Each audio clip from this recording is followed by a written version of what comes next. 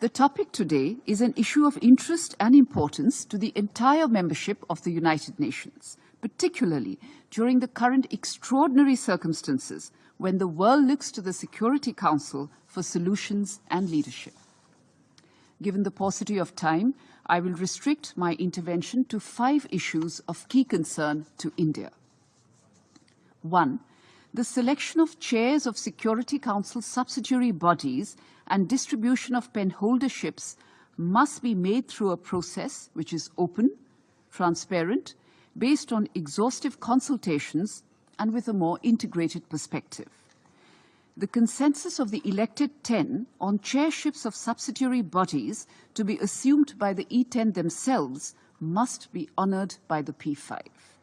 For the P5 to decide, even in the 21st century, as to what role should go eventually to the E10 reflects a continuation of the mindset of the post-1945 era. To the victors belong the spoils. This is simply unacceptable. 2. The working methods of the United Nations Security Council sanctions committees continue to dent the credibility of the UN Security Council.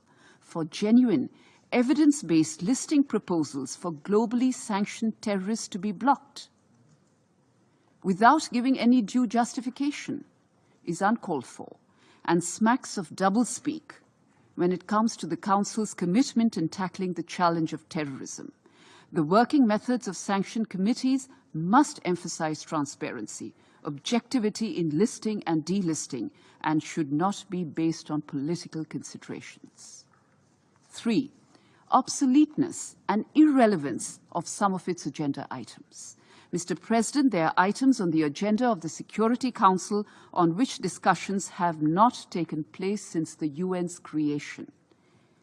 There is, hence, a case for beginning a discussion into the review of items on the matters of which the Council is seized in a realistic and forward-looking manner, and Note 507 on procedural matters provides ample guidance on this.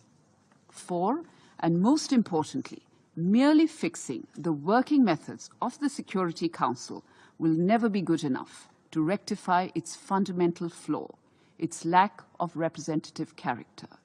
To continue to deny member states of the Global South a voice and role in the Council's decision-making only lowers the Council's credibility. 5. UNGA Decision 62/557, which all member states subscribe to, has identified 5 pillars of comprehensive reform of the UN Security Council, of which improvement in working methods is just one.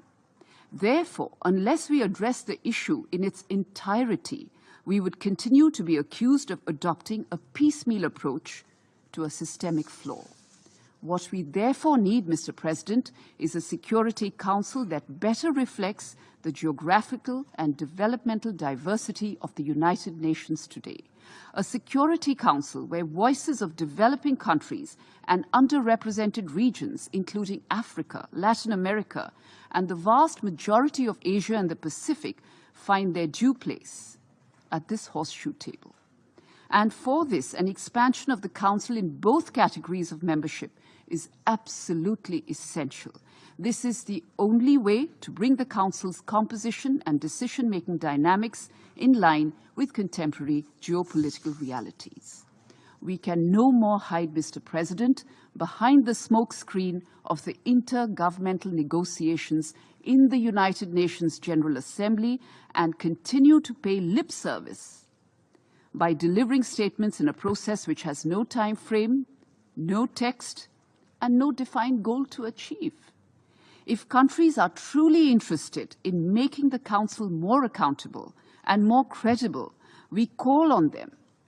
We call on them to come out openly and support a clear pathway to achieve this reform in a time-bound manner through the only established process in the United Nations, which is by engaging in negotiations based on text and not through speaking at each other or past each other, as we have done for the last 3 decades. Mr. President, I will say that as the threats to international peace and security evolve, so must this Council. We ask those blocking progress on this vital issue to heed the calls for genuine reform and contribute to making this Council truly fit for purpose for the 21st century.